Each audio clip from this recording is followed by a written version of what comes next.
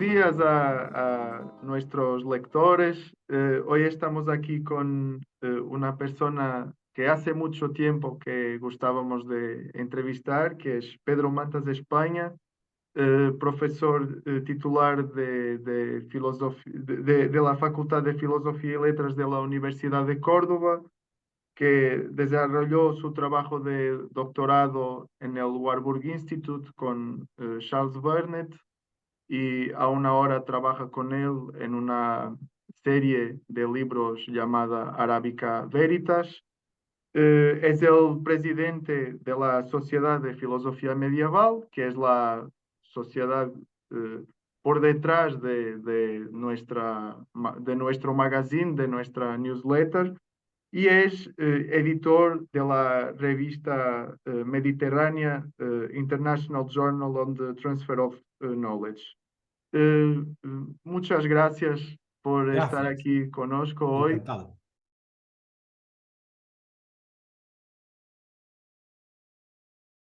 Y entonces, la primera pregunta que me gustaba de hacerle es sobre su trabajo la temática de la transferencia de saberes en la Edad Media. Sí, Para los lectores que quizás no sepan tan bien qué hay ahí en esa temática, nos podría dar como un resumen de su sí, trabajo y de cuáles son las cuestiones importantes en esa temática. sí. En realidad, este proceso de investigación y de trabajo académico lo inicié hace muchísimos años cuando hacía la tesis doctoral con Charles Bonnet. Él es uno de los grandes maestros, tal vez el más importante de los maestros contemporáneos en el estudio de los procesos de transferencia de saber.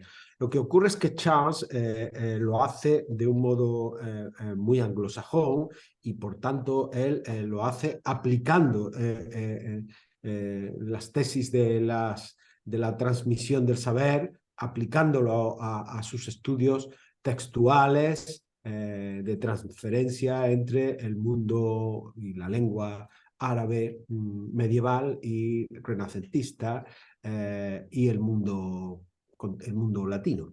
Es decir, que yo abarque o trate el ámbito del saber, de la transmisión del saber y de las transferencias del conocimiento, por supuesto, se debe a sus enseñanzas y a las prácticas textuales de Charles, de su equipo y de los discípulos que se han formado con él, algunos de los cuales son colegas míos. A ver, el tema de la transmisión del saber, el problema de la transferencia del saber, transmisión y recepción, intenta ser una alternativa a la historiografía clásica. Intenta plantear el problema de cómo adquirimos el conocimiento, cómo recepcionamos el saber, los textos, de un modo distinto a como lo ha planteado tradicionalmente la historiografía. En nuestro caso, aunque en nosotros interviene, por supuesto, intervienen elementos tan dispares como la teoría de la recepción, la crítica textual y algunos de los fenómenos que analizan las bases epistemológicas para el tratamiento de la comunicación, empleando metáforas de la comunicación y esquemas interpretativos que pueden aplicarse a distintos ámbitos del conocimiento.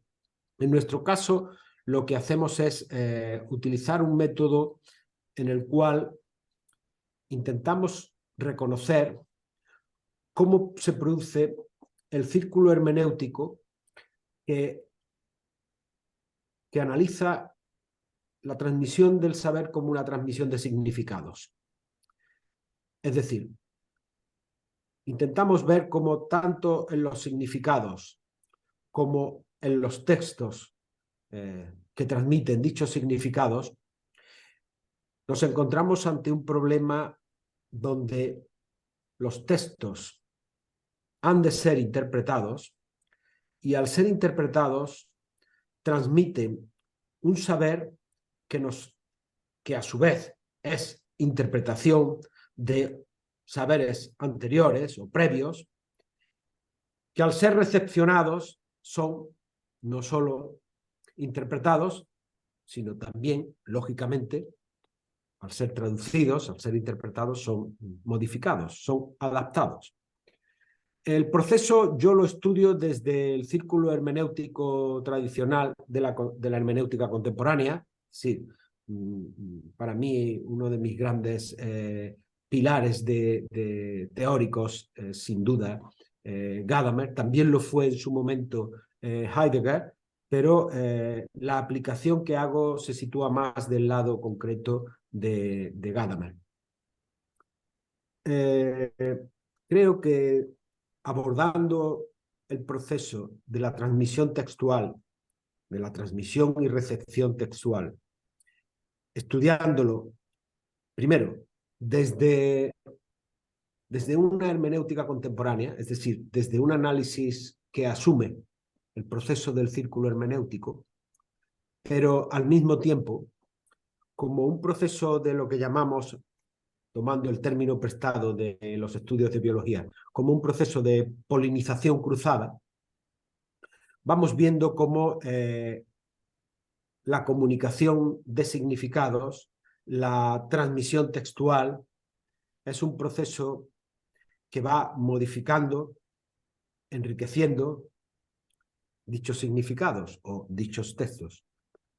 Por tanto, tratamos de romper con la linealidad de buena parte de la historiografía y al mismo tiempo tratamos de entender cómo los textos que dan origen a aquello que nosotros trabajamos, ya sean textos medievales, renacentistas, textos de la antigüedad tardía, textos de la primera modernidad, tienen la mayor parte de las veces un origen antiguo, un origen clásico, pero un origen que se ha visto modificado a lo largo de los siglos, asumiendo algo que a veces a los alumnos al menos les cuesta entender, y es que aquello que nosotros decimos de los maestros de la antigüedad es el resultado de un proceso acumulativo y transformativo de conocimiento. ¿Sí? Cuando hablamos de lo que dijo Platón, lo que dijo Aristóteles, nosotros exactamente no sabemos ni lo que dijeron ni lo que escribieron. Nosotros sabemos, vamos poco a poco conociendo el proceso de transmisión que da origen a aquello que nosotros decimos sobre Platón, por poner un ejemplo de los más celebrados, de los más relevantes, ¿no? Ahora, ¿qué pensó exactamente Platón o qué escribió exactamente Platón? Pues eso solo podemos conocerlo a través de un proceso de transmisión. Lo que a nosotros nos interesa es, por un lado, lo que nosotros sabemos hoy de eso, pero a los que nos dedicamos al fenómeno de la transmisión nos interesa al mismo tiempo, al mismo nivel e incluso más, algunas veces, cuáles han sido los procesos de transformación que manifiestan los textos a lo largo de la historia. Es decir, ¿qué pasó con un texto del siglo XII? ¿Cuál es la fuente que utiliza ese texto del siglo XII? Si es una fuente árabe, esa fuente árabe, qué texto siríaco posiblemente, o qué traducción al siríaco ha empleado, esa traducción al siríaco, qué texto neoplatónico ha leído, etcétera, etcétera. Es decir, se trata de analizar el proceso lo más rigurosamente posible pero asumiendo que lo importante es el proceso, o tan importante es el proceso como aquello que nosotros decimos hoy sobre el significado de un texto. No sé si... Sí, sí, muy bien, muchas gracias. Yo estaba oyendo a usted, yo estaba pensando que muchas veces en nuestra área de la filosofía medieval, quizás por razones pragmáticas también, los estudiosos están divididos por lenguas casi, ¿no? Como uno estudia la tradición latina, otro Sí, estudia la sí, tradición árabe, porque quizás sea un poco sí. imposible dominar tantas Eh, lenguas también, ¿no? no, Después muchas veces perdemos esta conexión, ¿no? Entre mundos literarios, llamémosle así. Entonces hay que comprender que las cosas no eran divididas así, ¿no? Que había transmisión de unos para otros y hay que estudiarlas y comprender también cómo se da sí, ese sí, proceso de asimilación de otras fuentes por diferentes lenguas, ¿no? sí. Yo solamente, bueno, antes de concretar, hay Sí. algo que digo con frecuencia, de lo que hablo con frecuencia, pero últimamente insisto muchísimo en este problema. Por eso te agradezco que abordes esto. Mira, el problema que tenemos los que nos dedicamos a investigar en humanidades es que no sabemos trabajar en equipo. No, no nos han enseñado Es bien verdad.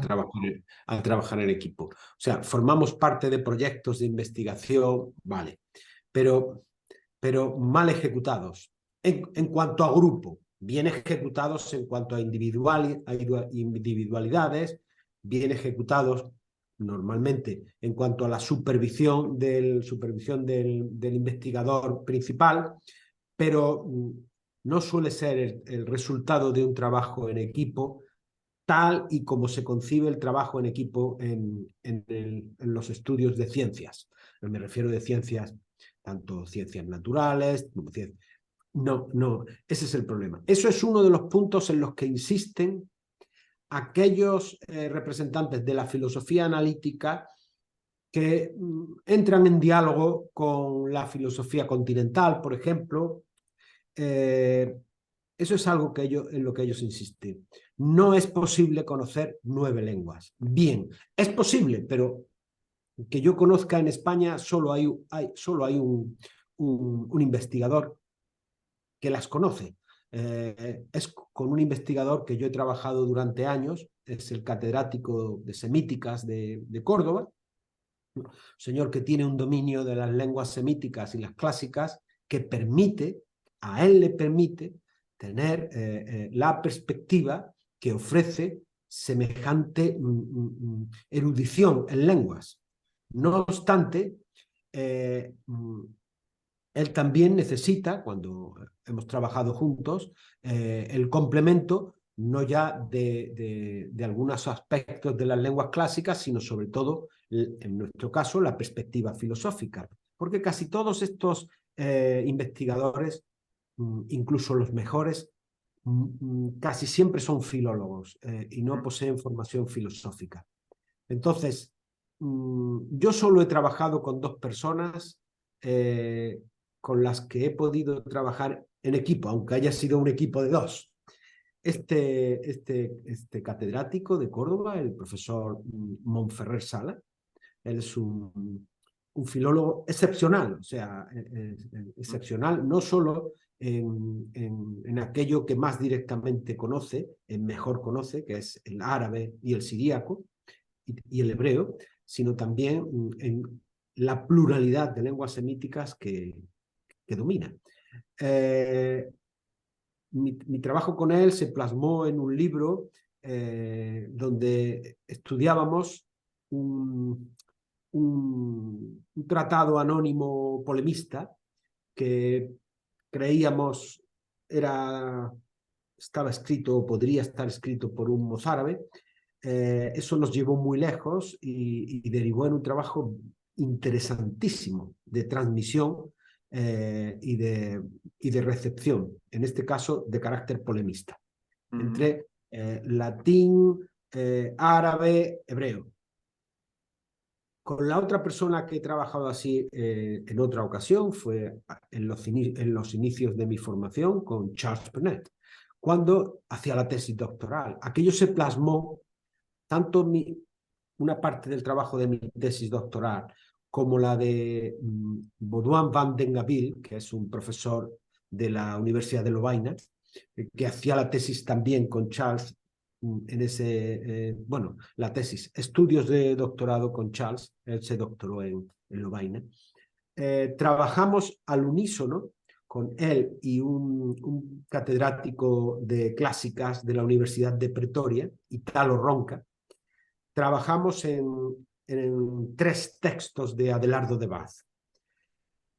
En el texto que yo trabajaba, que es el motivo de mi tesis, el De Odem et Diverso de Adelardo, al ser un texto de carácter eminentemente filosófico, pues ello permitió la colaboración entre los 4 que luego formamos parte de la publicación en Cambridge University Press de un volumen que se titula Adelardo de Bath, Conversaciones con su sobrino, ¿no?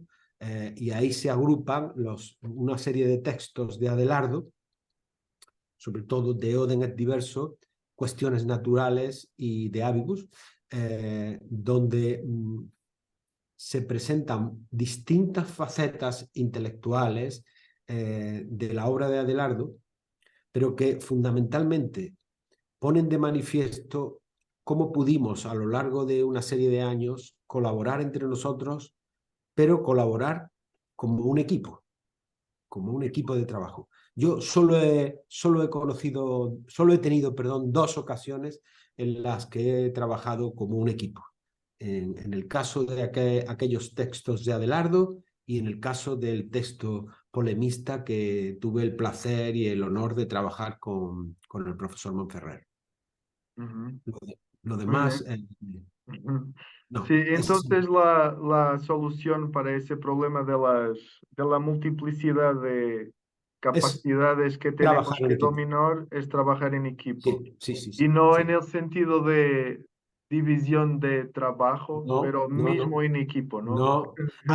Tiene Sí, que sí. ser un equipo, por supuesto, bien supervisado, bien coordinado, Sí.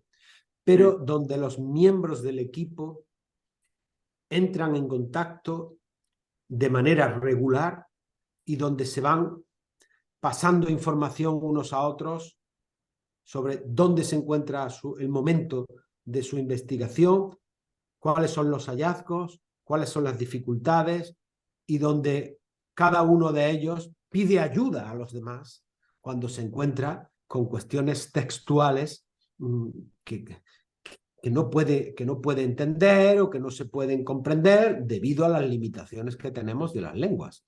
Solo así se podría seguir trabajando de manera rigurosa, ¿verdad? Porque hay muy pocas personas que posean esa formación en lenguas y además posean una formación filosófica. Sí. Es difícil. Es demasiado para...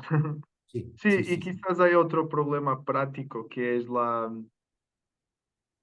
velocidad, ¿no? La velocidad de publicación de Sí, resultados que nos sí, exigen, ¿no? sí, sí. Que también dificulta ese Sí. tipo de trabajo más largo. Bueno, porque tradicionalmente en humanidades se trabajaba tratando de abarcar un proyecto o unos objetivos demasiado ambiciosos en cuanto a cantidad. Eso Sí, en sí. ciencias tampoco se hace.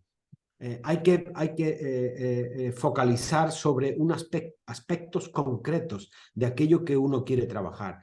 Ujú. Concretar textos no excesivamente voluminosos o seccionarlos de manera que cada proyecto o cada parte del proyecto abarque solamente algún aspecto o alguna sección de estos textos. Nosotros somos demasiado ambiciosos. Es como si en ciencias, en bioquímica, alguien pretendiese, 3, 4 personas pretendiese estudiar todos los antibióticos o todos los virus posibles que afectan a la humanidad. Eso sería una locura, ¿no? Entonces, nadie hace eso en ciencias, ¿no? Seccionan muy bien qué aspecto concreto de una molécula quieren estudiar y así sí se puede publicar con más agilidad. Pero claro, nosotros eso no... Nosotros básicamente no nos han enseñado a investigar y a trabajar en equipo. Eso es algo que nos deben enseñar nada más ingresar en la universidad. Eso es fundamental que nos lo enseñen. Vamos, que nos lo hubiesen enseñado a los que ya somos mayores, pero es fundamental enseñarlo a los alumnos que ingresan ahora. Tenemos que enseñarlo, trabajar en equipo. Yo obligo a los alumnos, es obligatorio, trabajar en proyectos para final de curso. Y ese proyecto hay que exponerlo ante mí, ante el profesor, y hay que exponerlo no con un PowerPoint ni nada de eso. Hay que enviar al profesor el proyecto, yo lo estudio y yo lo que tengo son preguntas. Hago preguntas a cada uno de ellos. Y pregunto a cada uno de ellos sobre aquello que ha dicho su compañero o su compañera, para estar seguro que no ha habido parásitos o procesos parasitarios en el trabajo en grupo, como suele ser habitual. Hay parásitos que sencillamente captan lo que hacen los otros miembros del grupo, pero no han participado de manera activa. Entonces, la mejor manera de captar si ha habido parásitos en el grupo es preguntar a todos y poner a discutir a los miembros del grupo entre ellos, ¿no? Pero vamos, es fundamental enseñar a trabajar en equipo. Esa es la clave. Sí, hace falta un poco de metodología, ¿no? Y no Sí, solamente la sí, sí, transmisión de sí. los Sí, saberes sí, sí, sí. filosóficos. Una otra pregunta un poquito aislada de esta, pero con una ligación quizás a través de la hermenéutica, es su trabajo sobre el cine, la filosofía del cine Sí, y la hermenéutica del cine. sí, sí, sí, sí. Estaba pensando que quizás la ligación o lo que unifica sus esfuerzos en estas dos áreas que parecen muy aisladas una de otra, quizás sea la hermenéutica, ¿no? No sé. Sí, es la hermenéutica, efectivamente. Sí, Sí.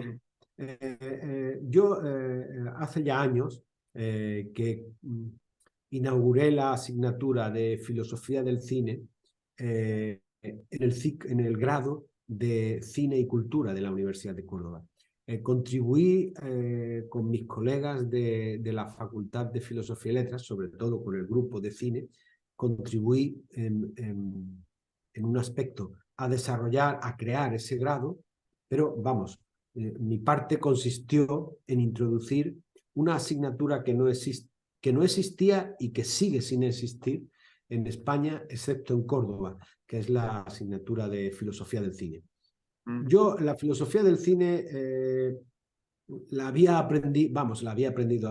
La idea me surgió en una de mis estancias en Inglaterra. Yo he pasado mucho tiempo en Inglaterra, donde se estaba gestando una docencia en filosofía del cine y donde se había creado la que es la mejor revista de filosofía del cine que existe, que es Film Philosophy.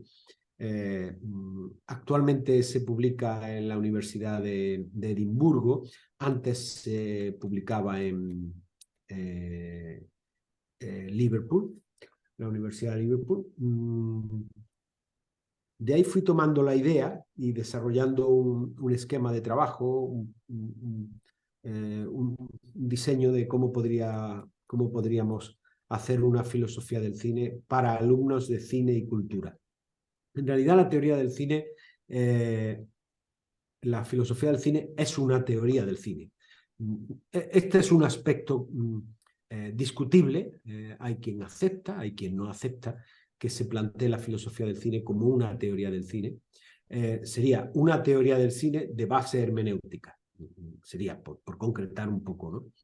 Y lógicamente es una materia que parte de un problema fundamental. En realidad es una ontología aplicada, aplicada a un relato, el relato cinematográfico. Lo que pasa es que a diferencia de otros relatos, de otras narrativas, a diferencia de la narrativa literaria, teatral, el cine posee en sí mismo unas características que hacen que sea especialmente óptimo para la reflexión filosófica. Es decir, en toda reflexión que intente abordar y que intente superar la dichosa y fastidiosa dicotomía apariencia-realidad, algo que es del todo inoperante, no hay nada como el cine y el mundo visual, quiero decir, no es solo el cine, la obra cinematográfica, la obra audiovisual. No hay nada mejor para entender todas las enormes dificultades que encierra cualquier posible definición del concepto de realidad. El cine es óptimo para eso. Y ahí empecé. Luego, efectivamente, al mismo tiempo, soy una persona que ama el cine desde que era un niño. Y bueno, es una materia que implica un buen conocimiento del cine, lógicamente, ¿no? Y entonces la idea no es tanto como quitar ideas filosóficas de No, los no, no, contenidos, de los no, no, no, diálogos o algo no, así, no, no. pero Eso, reflexionar sí, sobre el desde cine el mismo. cine, ¿no? Sí, sí. Sí. No es, eso se hizo mucho, bueno, y todavía se hace en Estados Unidos, en la educación secundaria, ¿verdad? Que era y que es poner el cine como ilustración de algún problema de Sí. carácter filosófico, sociológico, antropológico. Eso aquí en España se ha hecho también a menudo. Yo lo hacía cuando era profesor en el liceo, ¿no? En el Sí. instituto de bachillerato. Era muy útil, pero no, filosofía del cine es otra cosa. Filosofía del cine no busca ilustrar un problema filosófico, sino intenta explicar cómo el cine es capaz de matizar y de generar problemas filosóficos por sí mismo, sin ser ilustración de nada. Ujú. Sí. Entonces, ahora una cuestión más institucional, por así decirlo. Su cargo como presidente de SOFIME, eh, eh, que piensa de la Sociedad de Filosofía Medieval, su camino, cuáles son los planes para el futuro de la sociedad. La Sociedad de Filosofía Medieval, que tiene ya unos años, ha ido creciendo, expandiéndose, no solo al ámbito ibérico, o sea, la Sociedad de Filosofía Medieval no es una sociedad española de filosofía medieval, puesto que forma parte de esta sociedad tanto Portugal como España y posteriormente, eso prácticamente desde el inicio, no desde el inicio, pero prácticamente, Ujú. al poco tiempo de ser fundada. Pero después ha ido integrando miembros de la comunidad académica latinoamericana y finalmente de la comunidad académica centroeuropea. Así pues, posee un carácter internacional indudable. La sociedad, además, posee un órgano, ahora dos, inicialmente uno, un órgano de difusión muy relevante, como es la revista, esta sí se llama Revista Española de Filosofía Medieval. Es una magnífica revista de estudios básicamente de estudios medievales, aunque también, por supuesto, incorpora trabajos e investigaciones de antigüedad tardía e inicios de la modernidad. Desde hace mucho menos tiempo, pero también de forma muy relevante, el boletín en Ibérica Filosófica Medieval, del que ustedes son parte integrante fundamental, forman parte del equipo editorial. Y tanto la sociedad como estos dos órganos, Ibérica y Revista Española, tenían y tienen como objetivo fundamental promover y difundir los estudios medievales. Esa es la idea.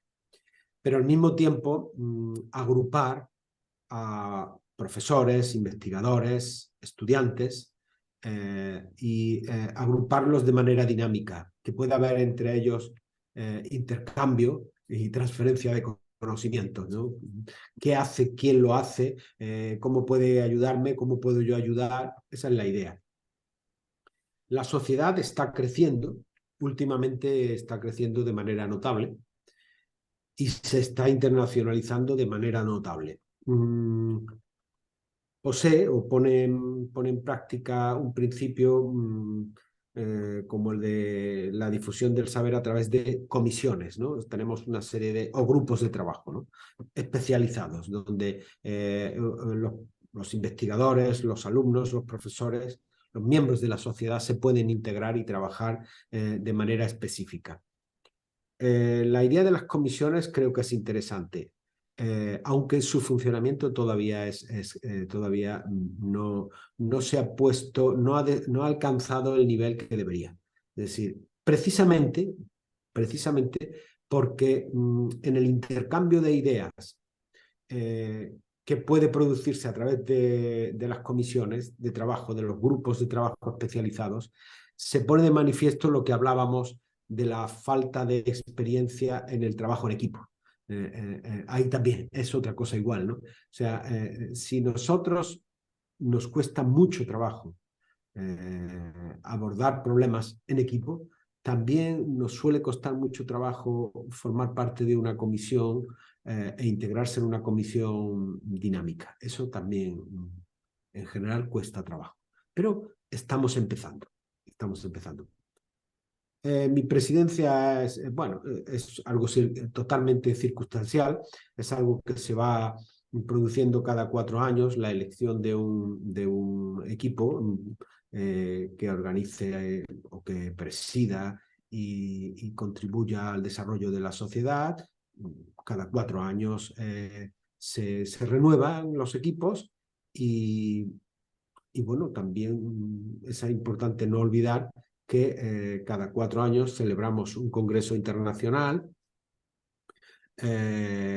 Lo organiza el presidente de turno, pero entre congreso y congreso internacional celebramos anualmente un coloquio que organiza algún miembro, que promueve algunos de los miembros de la sociedad, forme parte de la junta directiva o no. Ahora acabamos de celebrar el congreso del coloquio de Salamanca, hace tan solo unos días, organizado por 2 colegas de la sociedad, ¿verdad? Profesores en la Universidad de Salamanca, María Martín y Ángel Poncela. Ha sido muy interesante porque han tratado de poner en marcha un coloquio basado en el estudio de textos relevantes de historia de la filosofía, relevantes o con interés para el mundo contemporáneo. Y lo han orientado de manera muy interesante para que los alumnos que se están formando, ya sean alumnos de doctorado o de máster, puedan conocer esa dinámica de los textos que pueden ofrecer un cierto valor de actualidad. El coloquio ha estado muy bien organizado, ha sido un éxito en cuanto a participantes y bueno, pues ha sido una muestra, un ejemplo de aquello que persigue en general la sociedad, uno de los objetivos que se persiguen en la sociedad. Muy bien. Muchísimas gracias. Un placer. eh, y invitamos a nuestros lectores que se junten a la sociedad si quieren. Sí, Eh, les invito a participar, a unirse a la sociedad. La sociedad se enriquece de aquellas personas que se unen, de aquellas personas que consideran que puede tener interés el ser miembro, ser un nuevo asociado. Para nosotros, desde luego, a nosotros nos enriquece enormemente nos enriquecen las nuevas incorporaciones, por supuesto. muchísimas gracias. Muchísimas gracias. Gracias, gracias a ti.